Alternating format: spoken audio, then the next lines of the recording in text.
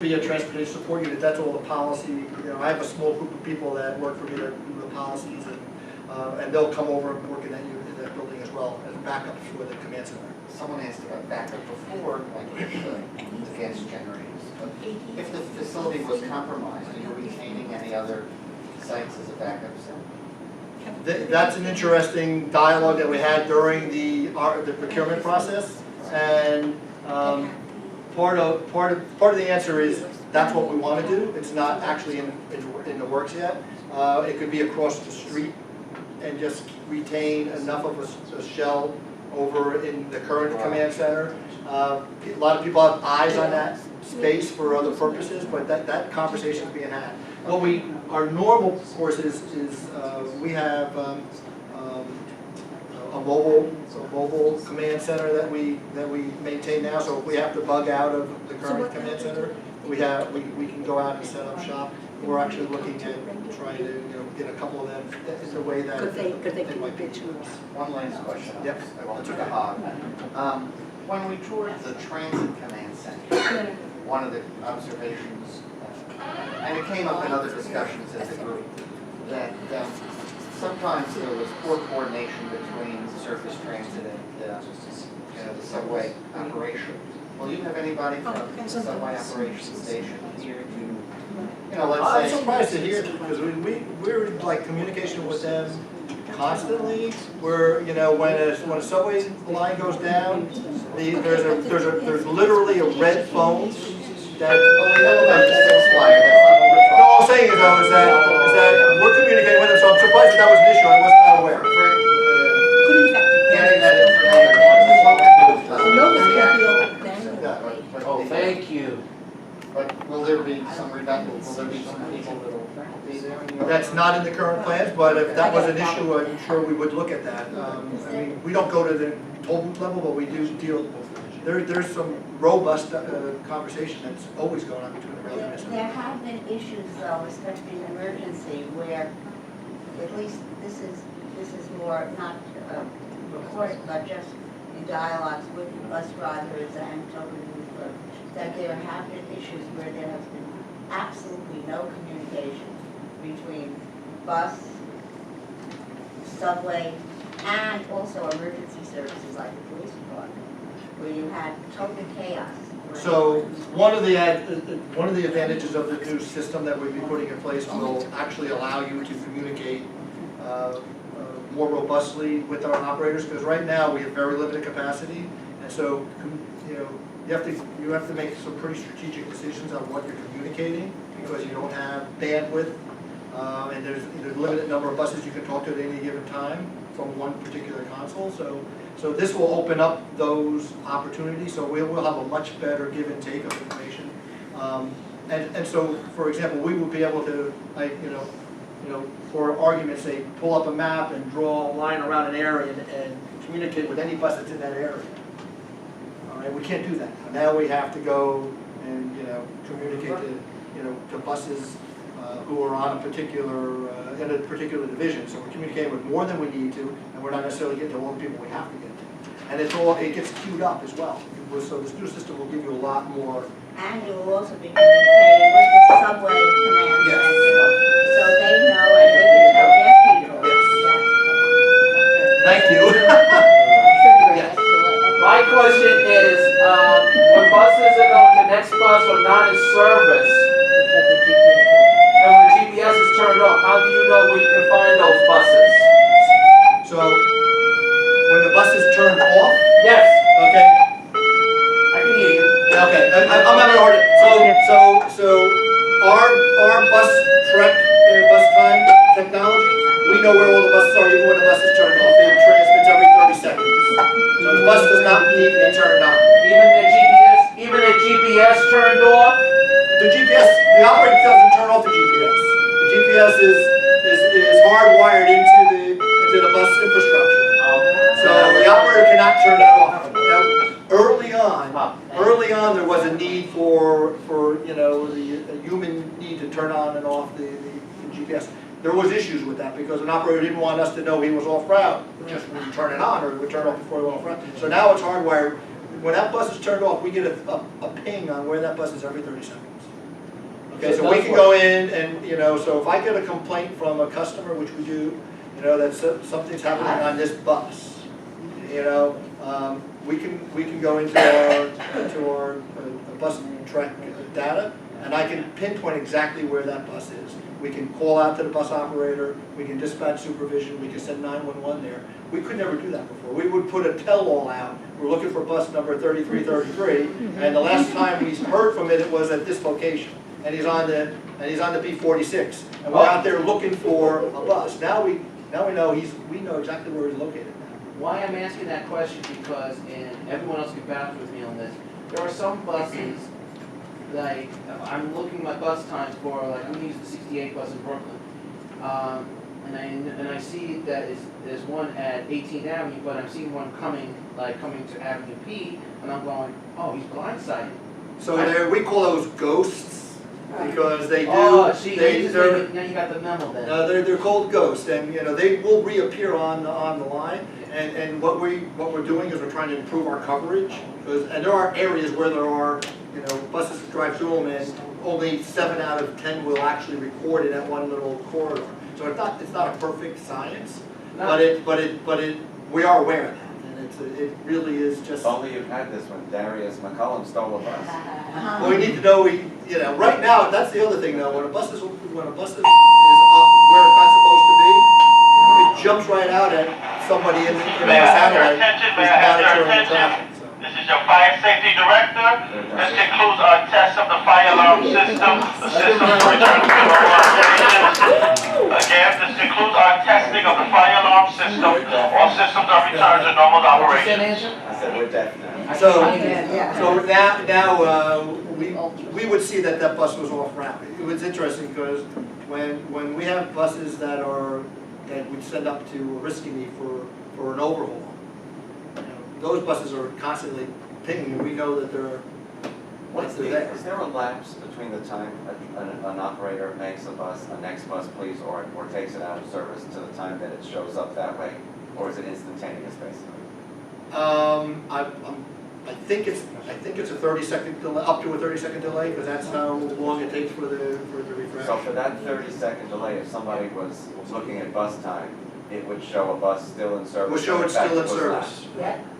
And then it would change color on the screen, and we would know that. And then what ultimately happens is, normally the operator's supposed to call for authorization to go into the next bus.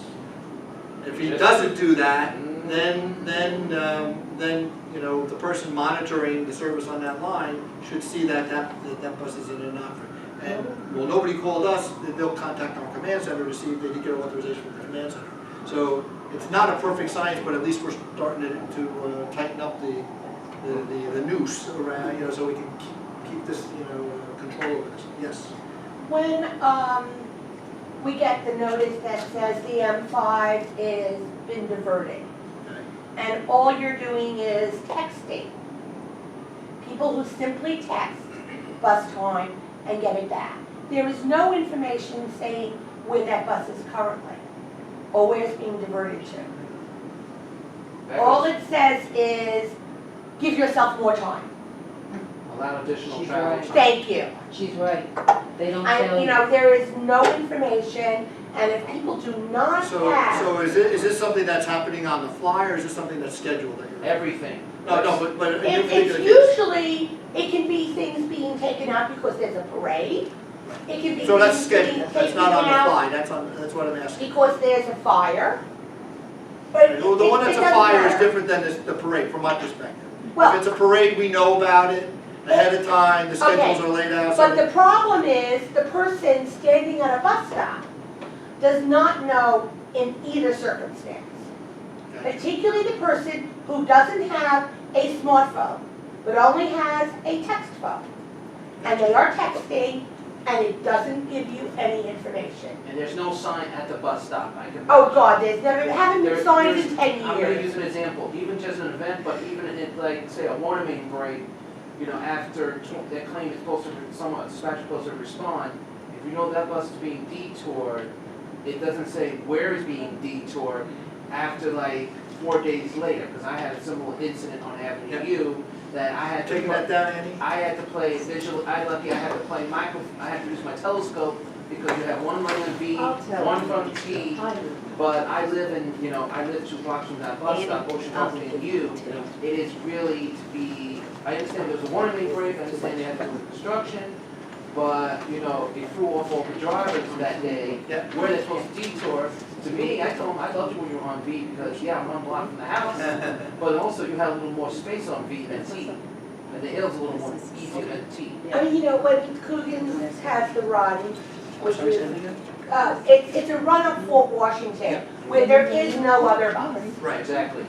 I mean, it's like, the I best know you what can you're do talking is take Broadway, Right. and there's no information. You used to, the other day, you used to actually put up signs, but haven't been signs in years. I mean, It's great to be technology, but it doesn't help everybody. the little man, Gotcha. Yes. the little poor man. Another question about bus times with texting. A lot of times, I'm very happy that it now gives how many stops away and the amount of time that, but I don't know who figures out how long it's gonna take to get from a mile away or 3 stops away to the stop that I'm texting from. Because it is always wrong, and as I text, if it says 5 minutes and then I wait and I hit R for refresh, it'll suddenly say 2 stops away, 7 minutes. I mean, it'll change, and I'm just wondering. It's if done, there's it's some done through an sort of- algorithm, it's not a human person calculating that, it's being done based upon, the software that's running this is tracking the buses as they're moving, and it's calculating through what we refer to as algorithms, frankly, I But it's don't not know. real time. So, but that's how that's happening, so it's not somebody sitting there going, ooh, that one's gonna But take it's 7 minutes. constantly doing it. So the depending more on information it gets, the speed more on- accurate the it's, speed on the bus, and the speed of the bus. So or it how does many- pick up the speed, it picks up the speed of the bus, it picks up the location of the bus and how many buses are coming through. So, but it has all that information and it calculates, and the algorithms will continue to get better over time as they get more data. So if, in your case, you're standing at a bus stop and it said it was gonna take 5 minutes. And And it's 3 stops away. and it took 8 minutes. No, but, Or no, let me but- finish what I say No, though. And it you're takes right. 8 minutes. That information is being recalculated in so that it knows that that 5 minutes wasn't right and it's gonna give a higher number So it's later on. going to say when I hit it again, 2 stops away, but it's now 7 minutes. Right, so it's gonna recalculate because it has more information, different information than it had originally. So it's not a Now, human that nature. adds to my other question, which I'm very grateful for them and I thank you. But on the corner, all of a sudden they popped up like these things out of a science fiction movie. Those long stanchions with the time on them, I don't know what you call them. but- That's for SBS routes. Right. For an SPS routes. But it also has the regular buses If you're going on on. dual If you're on a dual use. Okay, but those, to the best of my knowledge, have been really inaccurate. Those have been, the other morning I was on the corner of First Avenue and 79th Street. And I said, oh, good, I have, there's gonna be a bus coming along in 2 minutes. A regular M15, the SBS will be a little longer. And it also tells how many stops away, it'll flash back and forth. And then they came a few months. So I'm Seen just the wondering same if that is the technology, because, what do you call those things, stanchions? I'm or- not sure. What do you call them, Annie? Oh, she's, never mind. I don't know what we're calling them. Could we? The things There's mounted signs. on the bus shelter? Yeah. No, not on the bus shelters, these are On the just stanchions. They stand Oh, right, okay. huge. The pole, yes. They look like elongated tree stones almost. Yes. They Right. look like- No, because a couple of people have asked me, what are they? Could we find? As we're talking, the name will come to me right now. We don't have those in my world, so. You don't have SBS by you? We have an FBA, no, it's just a Inwood. limited. Inwood. Yeah, but we don't have any of the Just poles. back to Not for the the building. BX12? I never I, noticed it, but they. so, we did this report on TAC, and the first question is, how do you fit this out and have it, the time it takes is multi-year and not have it be outdated on launch? Like, how complicated that is, I can't imagine because technology is changing so rapidly. So I think that's the biggest concern that we had, and the procurement took so long because there were so many advances in the technology from when we started it up to where we're at now. So, you know, so you have to have an open architecture. That's the most important thing, is that you don't go with a closed architecture so that you can actually add on. But that's kind of where we got caught up in the last procurement. We had a proprietary system that really didn't allow, if you wanted to swap out, you had to like trash it and buy something new. So part of the requirements that went into the RFP was to make it an open architectural kind of system, so that we can grow with the technology. And hopefully the way we constructed it, we'll be able to let it grow, so that you're only paying for the additional stuff, not for new. And then my second one is, because we have an interest in data visualization, I'm wondering, are those other screens going to be used for different types of visualizing information that makes it more user-friendly and you can respond faster? And are you sort of doing a ramp-up of staff understanding and working with data visualization as a tool that can? So also part of the RFP and the contract. So when we build this, there's a huge component into the training of the staff, because taking them out of the world during today and putting on that is, my guess is a bunch of people will probably retire because this is going to overwhelm them, because the way we're going to do business. So there's a huge transitional period of time, and the ultimate successful bidder in this contract put together what I thought was one of the most creative proposals. And they're actually creating like a mini command center that we're going to actually be training people on as we're building this. So that will help allow them acclimate to it. But yeah, that's a huge concern, because turnover just in general makes it a challenge. But when you're taking folks that, when you stand in our command center, we have people that have been here for 50, 20 years, and they're passionate about what they do and how they do it. And it's like, to them, moving to the next level may be exciting, but it may also overwhelm them. So It's we a need second to manage nature it. now Yeah. with them. And That's very. You had asked earlier what the cost of this whole thing I was is. going to ask what the cost of So this is the building. The building is about 52 million, and the radio system, which will be include everything that goes into there, plus outfitting all of our entire fleet, as well as all of our radios that will be communicating with our non-revenue vehicles and our supervisors and managers. So it's a pretty big project. $200 million. 202, I think, actually. That's cheap, yeah. But it's the major component, the most expensive component of that is giving us the reliability of bandwidth, because we're gonna actually be constructing somewhere in the area of 25 to 27 additional towers from what currently exists right now. I'm sorry to bother you again, but Okay. this question is, I thought Edith was going to say, but I'll say it. You're gonna have accessoride also, accessoride, because you're do subways and buses, but how about accessoride? What will we be communicating with the system? Yeah, We need to because- do a better job of that. Right now we don't. Right now we do communicate, but in a it's very Because, what's the word? It's very so you did, what?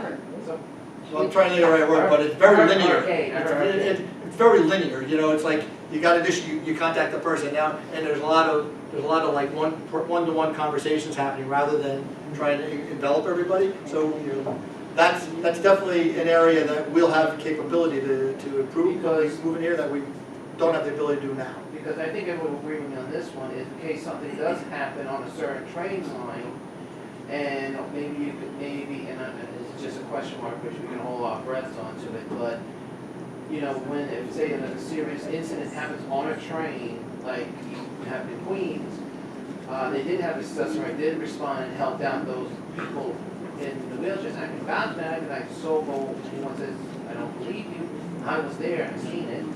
I will think that a communication from the sensor should be more helpful, and this should be, Agreed. since they're buses technically, they should be part of the command center. Agreed. Well, they have their own command center because they're a private bus company, a private, So they part MTA too. right, but we need to be connected to them the same way we are connected to the rail command center, and we're not. So in the new configuration, that's something that's clearly, easy, this should be relatively easy to do. And so you at least you know where they are too, so therefore they don't have people have to. So, but right now, from my understanding, we call the paratransit command center a whole.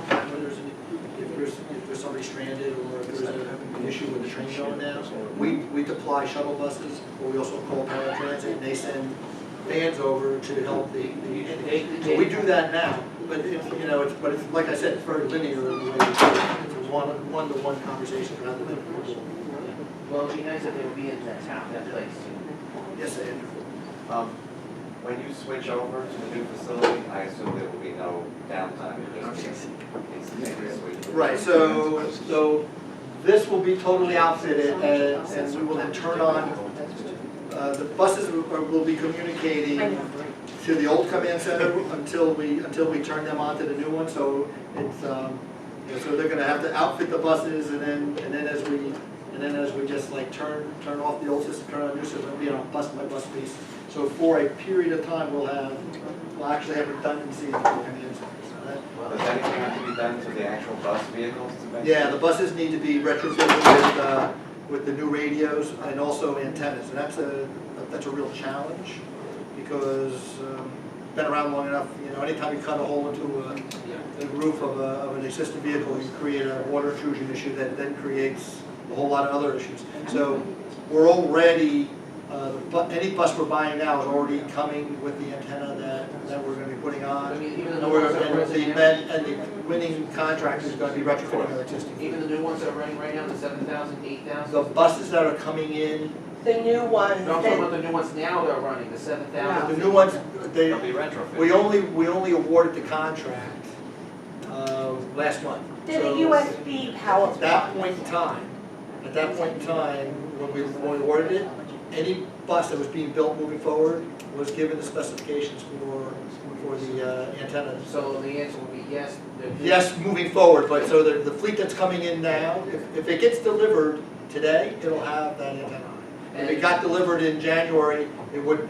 What I'm trying to say is the buses that are running now, which just already started, like the new Celsius, the new Celsius buses, can they handle your new tech by now? No, So if they have to be retrofitted? they'd have to be retrofitted if they came on board after the January board meeting when the contract was awarded. So some of them are coming in today. Those they'll already have the conduit in it and the antenna. So we're not cutting a hole into the roof of that bus. Are we getting rid of all those godforsaken rear loaded? Please. Please get rid of them. Please. Can you get rid of them? There were, by the end of the current capital plan, there'll be less than 100 of them. But All running on my line. they shouldn't be. They should be distributed around. But seriously, I mean, I agree with you. I mean, those buses are built, are expected to last 12 years. Those rear loading buses that you're talking about are 20 years old. They're approaching 20 years old. Some of the ones we have were built in 1996. Yeah.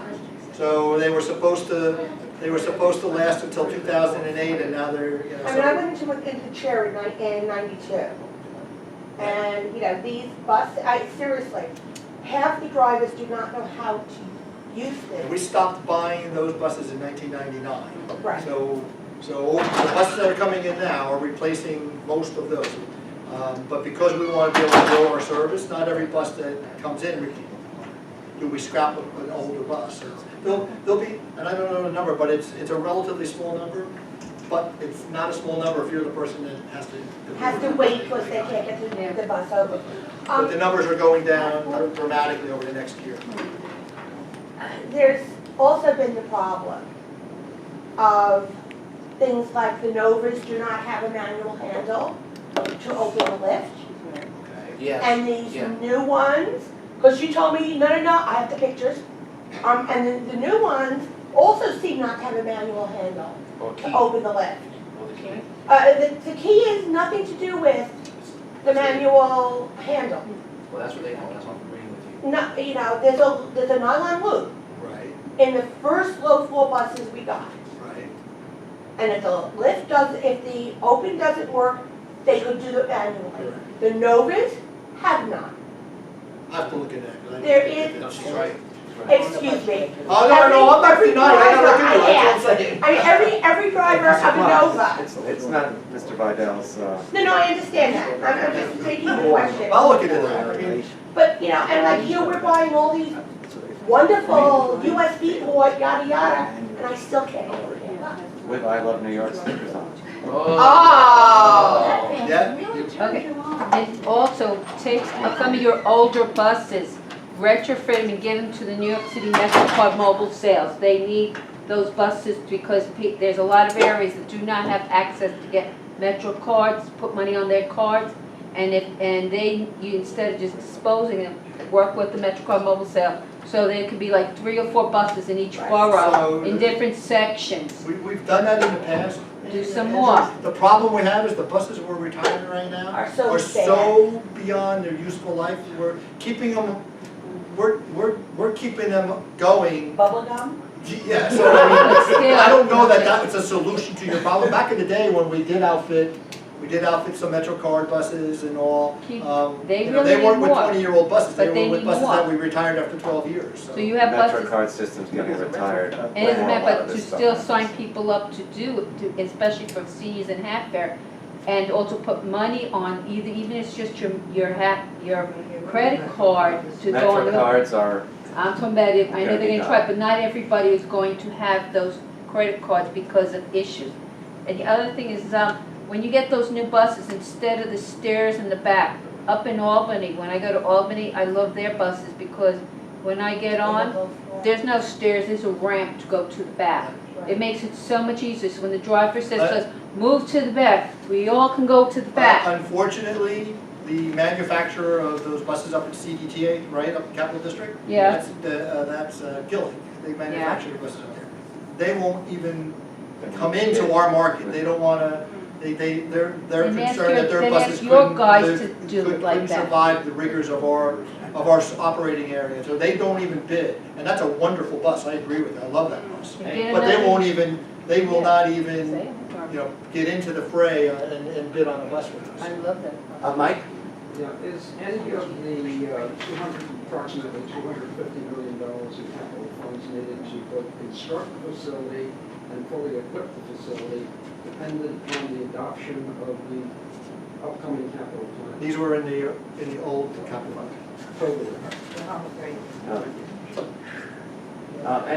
Any other questions for Steve?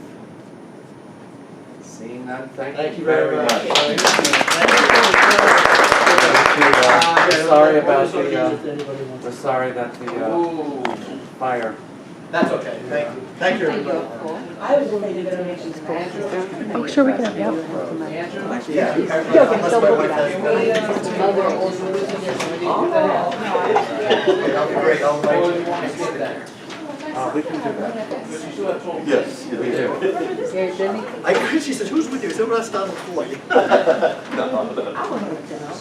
I'll be back. Home first with you, I see. Uncle baby, Or are you waiting for new?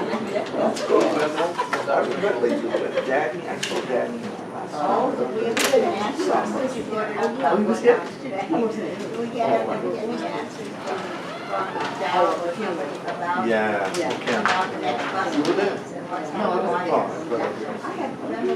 It's less than it was. It's still, on the west side, always smoke. And not at the top of the garage. We have more errors in our bus. Wonderful. No, I'm serious. Hold on, I'll get everybody. When I showed Yeah, he was, I saw him in a meeting, he said, isn't it better now? No, we wrote a letter. I can vouch for you. I got to scoot off with the boss. You again? I'm good at this. I'm doing just. He looked great. They certainly can. They still haven't received the response. That's what My son looks after takes good care Yeah. of it. I'm just gonna say, I agree with Trudy, and maybe the east side, but it's the end of the run, and yes, I know you were doing things with end of the run, because the number of buses that disappear, Oh, the short turns. whatever you wanna call those. Yes. Short term. So we're digging into deeper depth. Okay, but I'm- That's a whole different issue, yes. But the end of the run is much more prevalent Yes. I agree with her. with out of service Hang up what he wants. and no, Her whatever. point stands valid on its own. Trust me on No, that. because I had to sometimes come into Washington Heights too, and I see something, it's ridiculous. I still would have taken her seriously even if you hadn't said that. Well, I want to say one thing, it is, We let him visit. thank you. I got, when I had the, last one, I was, when she was, may I have permission to say it? Sure. When she was in the hospital, you know what bus runs more better than hers? The M100. Wait, you're trying to wait for a It's a more better BX7? bus.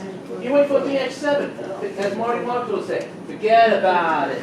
You wait for, some of these buses are like, Do you have an old business issue as yes, I'm well? talking about old business. Oh, you are? And also, That's as I said, thank you, Bill. Marty Markowitz is old. You know, as me and Trudy both said, there's still minor issues with, major issues with it, not just, you know, local, but express buses. You know, I understand over here on Broadway, there's construction. Forget about the 28 and 27. That's, you know, I understand what they have to, you know, play an obstacle course. But the 37 and X38, people, I'm on the B1, I have never heard so much profanity for the last 2 weeks in a row. I had to hear so many languages, I had to put my headphones on so I can go on. And I don't want to say in this meeting because there's too many children in the room. I'm just kidding. Okay. I'm You got it. just, Keep from whom, from the riders who are waiting?